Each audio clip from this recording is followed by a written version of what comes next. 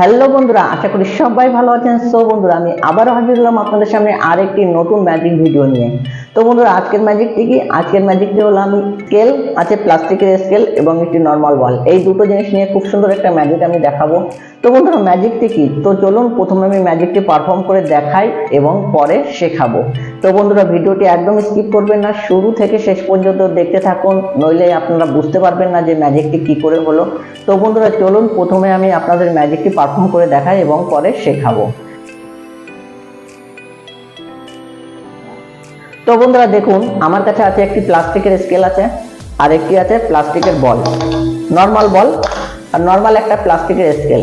তো ম্যাজিকটি কি বন্ধুরা? ম্যাজিকটি হলো, এখন যদি আমি আপনাকে বলি যে এই স্কেলের উপরে এই বলটিকে ব্যালেন্স করাতে হবে, আপনি কি পারবেন?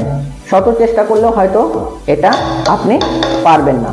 তো ম্যাজিশিয়ানরা কি করে করে সেটা? ম্যাজিকের দ্বারা কিন্তু এটা সবই সম্ভব। তো আমি সেটাই দেখাবো যে একটা প্লাস্টিকের বল কিভাবে স্কেলের পরে ম্যাজিকের সাহায্যে দাঁড় করায়।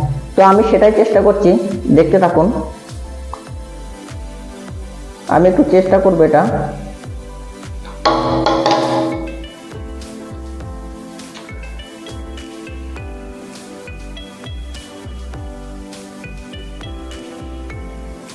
হচ্ছে না একটু।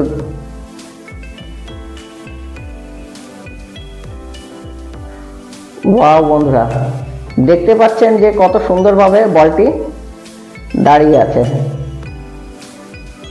ওয়াও! তো বন্ধুরা দেখুন, আমি একটু আরেকবার চেষ্টা করছি।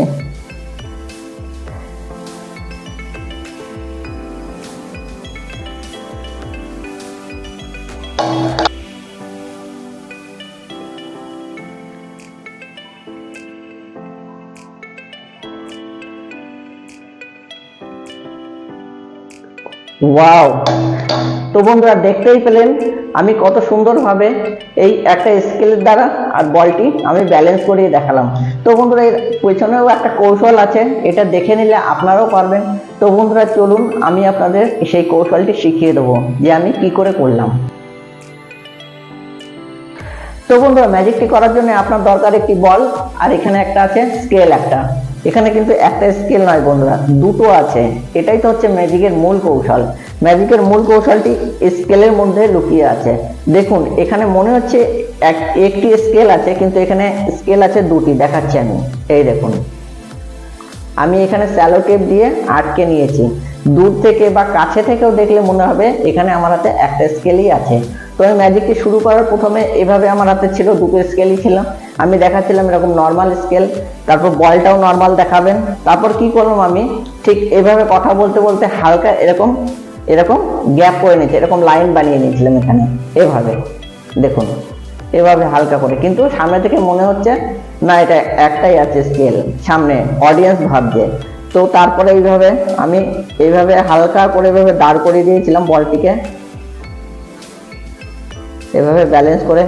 এবার তো ব্যালেন্স করানো সম্ভব না, আমি দুটো স্কেল ইউজ করেছি, তো ব্যালেন্স করানো সম্ভব। একটা স্কেলের পরে কখনোই বলটিকে ব্যালেন্স করানো সম্ভব নয়। তো বন্ধুরা, ম্যাজিকের পেছনে এটাই কৌশল ছিল। আশা করি আপনারা বুঝতে পেরেছেন। তো আবারও দেখা হবে নেক্সট ভিডিওতে, নতুন কোনো ম্যাজিক ট্রিক নিয়ে হাজির হব। ততক্ষণ সুস্থ থাকবেন, ভালো থাকবেন। Tata, bye bye.